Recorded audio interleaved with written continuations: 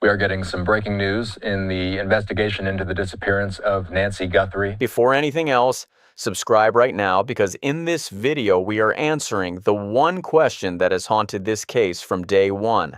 Why Nancy? Why this house? Why this family? The FBI profilers have been studying this case for over a month, and today we have answers.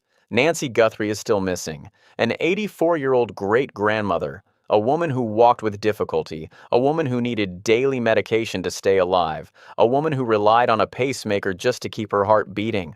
Yeah, and someone chose her not randomly, not by accident, on purpose. The question investigators have been trying to answer since February 1st is simple. Why? Why would anyone target an 84-year-old woman living alone in a quiet Tucson neighborhood? What did they want? And what does their choice of victim tell us about who they are?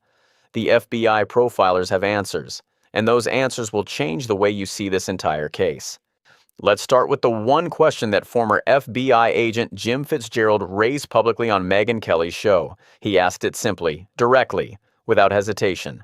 Why was Mrs. Guthrie taken from her home around 2 in the morning? Think about that. 2 a.m., not at noon, not in the evening. Not while she was out running errands or visiting a doctor. 2 in the morning, the time when a neighborhood is completely dark, when every neighbor is asleep, when no one is watching. Yet the time when someone who knows exactly when to strike goes in. Fitzgerald said the silence around the $1 million reward offer is itself revealing. $1 million. And still, nothing. He said the suspect wanted Nancy Guthrie, not her money, not her possessions, her. Now here's where the profiler analysis gets complicated, and where two very different theories emerge. Mary Ellen O'Toole, former senior FBI profiler, former director of the Behavioral Analysis Unit, now a professor of forensic science at George Mason University, and she laid this out with perfect precision. She said the central question investigators must keep open is this: was Nancy targeted because she was Savannah Guthrie's mother, or was she targeted because she was an 84-year-old woman with a pacemaker who lived alone?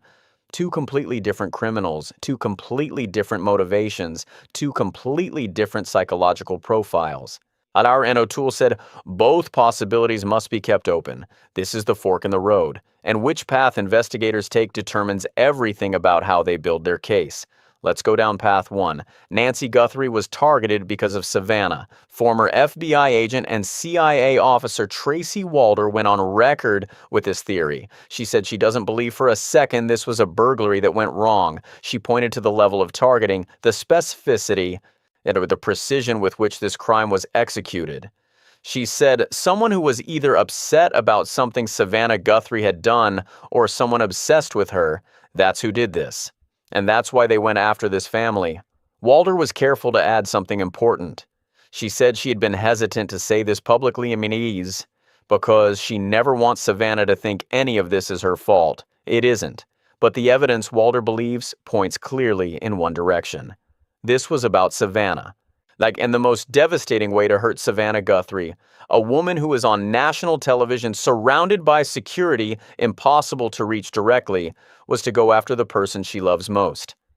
Her mother. Former FBI Special Agent Greg Rogers reinforced this from a different angle.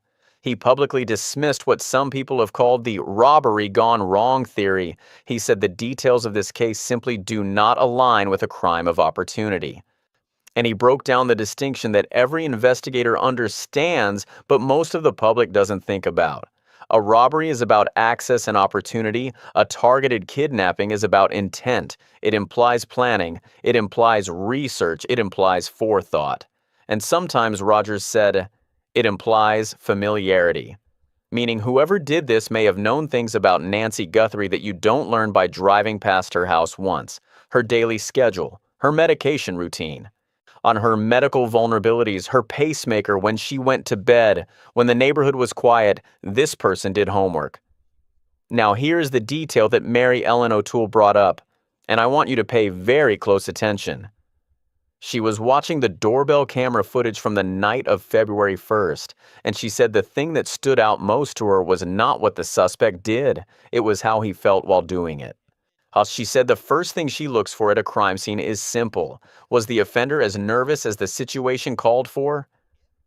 And then she said something remarkable. She said, with this suspect, you don't see the nervousness you would expect. Not in his movement, not in his posture, not in the way he approached the door and spent time on that porch. She said, if you and I decided to commit this crime, we would be nervous wrecks. He wasn't, which means one of two things. Either he had done something like this before, or he had rehearsed this in his mind so many times, played it out so completely in his own head, that the physical reality of being there felt almost normal to him. The fantasy had already been lived. This was just the execution. Now let's go down path 2. Nancy was targeted not because of Savannah, but because of who Nancy herself was. 84 years old, limited mobility, lived alone, pacemaker dependent, daily medication required.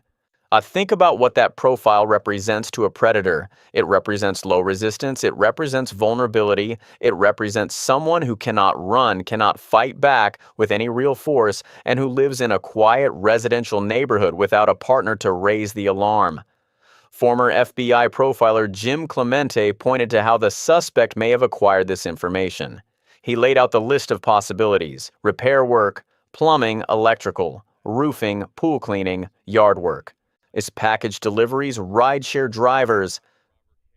Any routine service professional who had ever been to that home, even once, even briefly, even years ago, would have had the opportunity to assess Nancy Guthrie's vulnerability.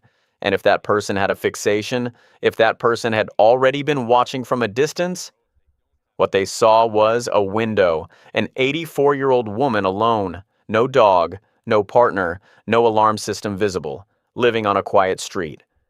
And they decided to use it. Here is where the two theories, Savannah's enemy or Nancy's predator, actually converge. Because former FBI profiler Greg McCrary, one of the founding architects of modern criminal profiling, described something that bridges both possibilities. He talked about a specific personality type, someone who had been casing this neighborhood, driving past, watching, observing, but also and potentially someone celebrity-focused. Someone who had developed a fixation on the Guthries specifically. And he said it could be both.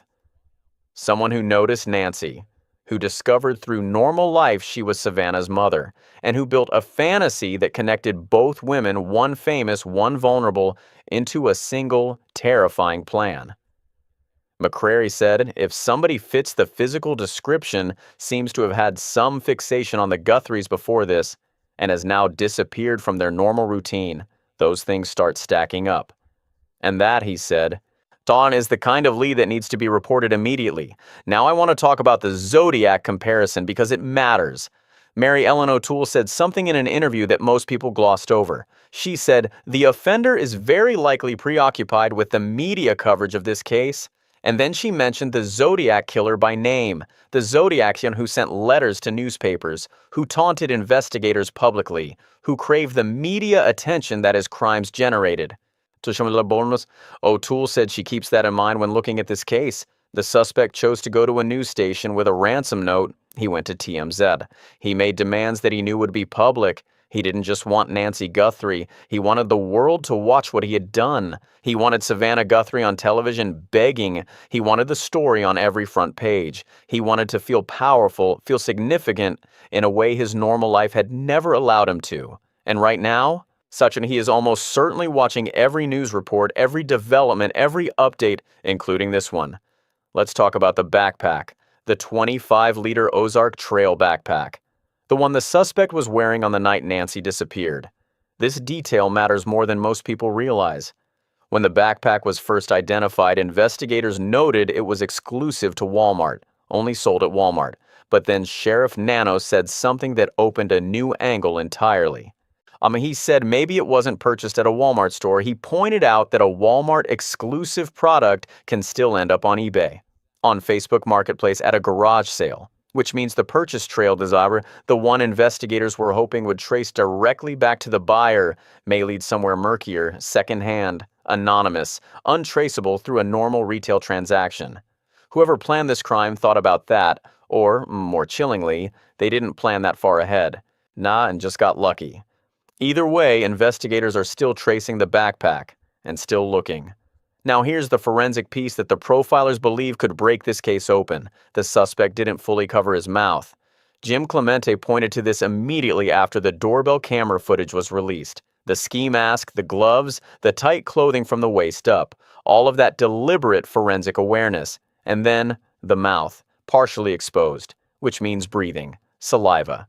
Took cellular material, DNA, and not just any DNA, the kind that can be run through genetic genealogy databases. This is the same method that caught the Golden State Killer after 40 years.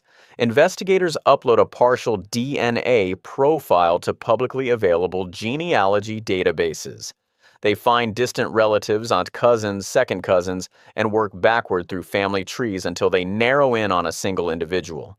Jim Clemente believes the DNA left at the scene gives investigators a genuine path to identification, even without a CODIS database match. The glove found 2 miles from the scene, unknown male DNA, no CODIS match. But genetic genealogy?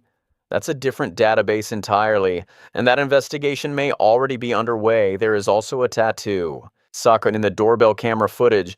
During the moments when the suspect was on the porch and his clothing shifted, profiler Jim Clemente believes something visible may be a tattoo. Tattoos are databases, regional styles, prison-specific markings, gang affiliation symbols, custom designs that can be traced to specific artists in specific cities. Investigators are analyzing every pixel of that footage, and if that tattoo can be identified, its style, its location on the body, its design, it becomes another piece of the puzzle that narrows the field from hundreds of thousands of possible suspects to a handful.